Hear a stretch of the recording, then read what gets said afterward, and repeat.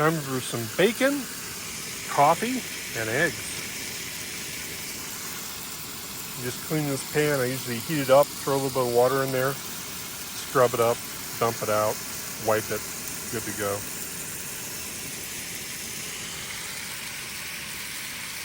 These instant coffee packets are great. Right there from Starbucks.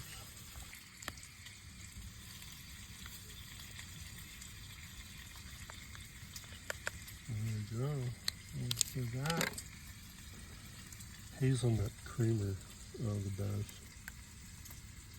Sugar-free, of course.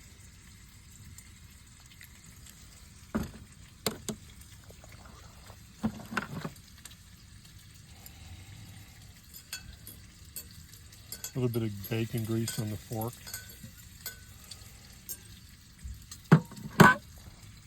And there we go. First cup of coffee. It's my favorite mug. Ah, delicious. Yeah, I'd say one thing about camping. You know, it's if you're a perfectionist, it's going to be really hard to camp. Because nothing seems to ever go by plans. I just, for instance, when I was heating this coffee, or water for the coffee, I ended up burning the little handle there because they were folded back. Duh. What are some other examples? Well, just lots of little stuff, you know. Like I forgot that, believe it or not, I forgot that there's a center pole here, and there's 2 stakes on each corner. Well, I forgot those. So you're like, okay, well, what can we do now? Well, here, I'll just stake them out and I'll throw them out over there. Boom, done, you know. So it's a lot of compromising. And then letting things go. It's so funny if you're a person, and I know sometimes the type of people if you're an absolute perfectionist, you just lose your shit, literally, if things don't go well or things don't go right. And I think the proper mode for camping is always just, you know, assessing the situation, you know, and then just making adjustments and then just forgetting about it. Just move on, you know, move on and realize the reason why you're here is to enjoy the mountains and to enjoy the scenery, and that's why you're here. I mean, that's the goal. So everything else is kind of like, you know, it's just not worth it. Not worth putting your effort into. The first night I got up here, I rolled in around 2 a.m. and I looked around, and one campsite was shut down, and then Tuttle Creek here was totally full. And around 3 a.m. I'm like, fuck, I gotta camp somewhere. I gotta sleep in the van. So I found this little bush area down by the rocks, and I parked behind it, and you saw the video on that. So, but it definitely wasn't optimal, you know. But you do what you have to do, you know, because that's just it. Kind of found out later, I was worried that the state, especially the state of California, was just super gnarly on where you're parking. I was fully expecting like some ranger to come knocking on my window or something and waking me up, which of course would have pissed me off. But later on, I talked to the guy at the hardware store. Talking about things that go wrong. I spun by there to pick up lighters because of all the things I packed. I forgot a source to light anything with, which is amazing, you know. But anyways, I talked to him, and he stated that, yeah, there's some people that come up here that just move every couple weeks. Like, they literally go up and they camp out in these open spots, and then someone comes to bug them, and then they move. And they move somewhere else. And they basically just shift. They move every couple of weeks. People just, in the van life, I guess. Which I found kind of funny. The main ranger here, or their main guest hosts of the site, she stated that she would just tell people, like, if they came here at night, there's no parking, just to go down in one of the little turnabouts down the way, and there are these little turnabouts, and just to go ahead and sleep there. But what's confusing, those turnabouts have signs on them that have a little camp symbol with a little red X through them, like, no camping, you know. I wish they'd be more specific. They mean no camping, setting up camping, but you can still park there and sleep, you know. But like I said, there's no... So I guess I learn as I go along, and I bet you every state you go into and every park you run into is going to have those little ripples. Some will be a lot stricter and others won't.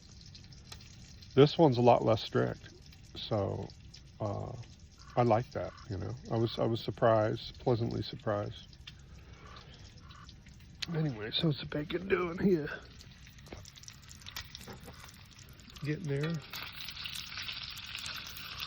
Coffee's doing well. Funny, the stove isn't totally level, so like I said, talking about, I just threw this knife sharpener underneath to level off the pan. I should probably level off the whole stove, but honestly, the reason why I'm late posting videos is because A, lack of sleep or quality sleep, B, having to set up a lot, and in general, just not having time, you know, to do anything. So yeah, I'd like to perfect this and that, but back to the original point, it's, if you're a perfectionist, you're just gonna really string things out, and then at that point, it all becomes about, you know, setting up your camp and being, I don't know, some sort of professional camp person than it is to be sitting back like this with a coffee and watching the mountains. Like, you know, there's like a balance to that, and you got to get it right, or you shouldn't be camping, because you're going to drive yourself nuts. I've got like 2 weeks to go, so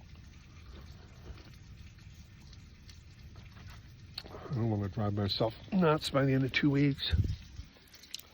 So a little more of a tour here. This is I didn't show this. This is my little wash station here. It's just a 5-gallon cooler, but I like it. I fill it with hose water before I leave. I leave a sponge, some paper towels near it, my little toothbrush and toothpaste. I have a little thing. I didn't want to bring all the soap, so I just brought a little bit in that. And this is it. And this, in a pinch, this could become drinking water if you want to. I'm perfectly safe. This is the heater I used last night. I used the stove, and after the stove, the wood went out in the stove. I have this remote control that I hit on this. And the remote control from inside the tent, turned it on, and it went ahead and just blew hot air into the tent. It was okay. I mean, it definitely raised the temperature of the tent. Ultimately, this hose needs to go in the tent, not just blowing through the screen here, because there's gaps in here and all that. And it needs to be obviously put in an area where if it was raining, you know. But this is kind of like I said, going back to the point, like not being fussy, just setting something up that works for now, you know. Originally had this long hose. This is the exhaust to go out through the stovepipe opening, but from what I read, you're not supposed to, it's supposed to go down and not up, because water can fill or up in this area here. So I still have to figure that out. This is the intake to it, but basically it burns diesel fuel, and let me see how much it ran. Pretty much all night last night. and wow, there's still a shit ton of fuel left. I guess it depends on how hot you run it. I couldn't run it too hot because I'm shoving it through that screen. I was afraid it was going to melt it or something. Earlier, so the engine's running in this. You can hear it. And the car started this morning, so it's running the refrigerator. I checked the ice. And the ice is nice and frozen. Everything's working great. So it's been running the refrigerator, and it ran that diesel heater all night long, and I came out and it started. I was like, wow, there we go. Before, when I ran this campsite, I had lighting, more lighting, and you know, string lighting, and I think that uses a lot more than I thought, because the string lighting ended up causing the car not to start. But then again, I have that jump starter, so I'm not too worried about it.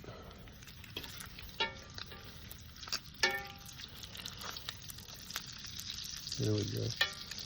I just take my time. With cooking, I don't like it to cook anything to cook too fast, because I just kind of want to enjoy kicking back, you know. I know it'll eventually get done, so. And the other thing about not fussing about things is, like, you can get really detailed as far as cooking goes.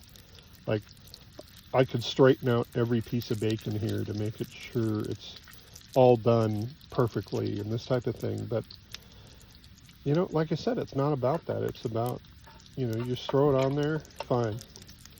Just come around, roll the bacon every once in a while.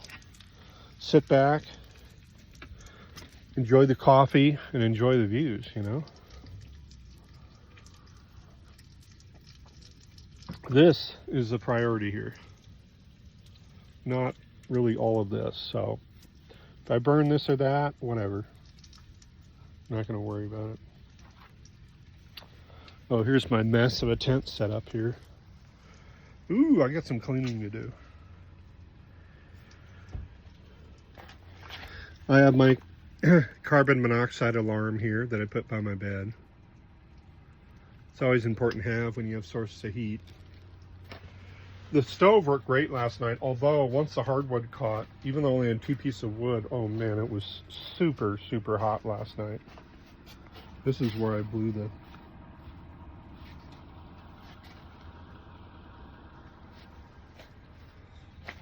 I'm going to do some video editing here shortly, hopefully, and then get out. I feel like I'm under pressure to get all these things done, so I have to kind of decide what to do. Anyway, so that's the update for the morning. Talk to you soon. I love rye toast. Can't beat rye toast. So, don't have a toaster? No problem. You just grill it. That butter going right in there.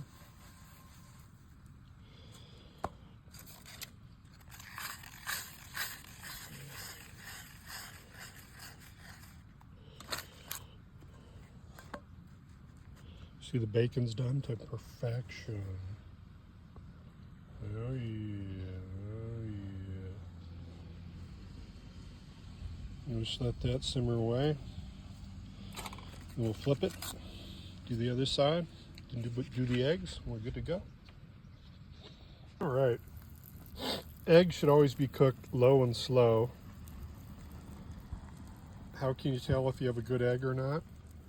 If the yolk stands, the higher it stands up, the fresher the egg. Also, the darker the color of the white is actually CO2 trapped in the egg.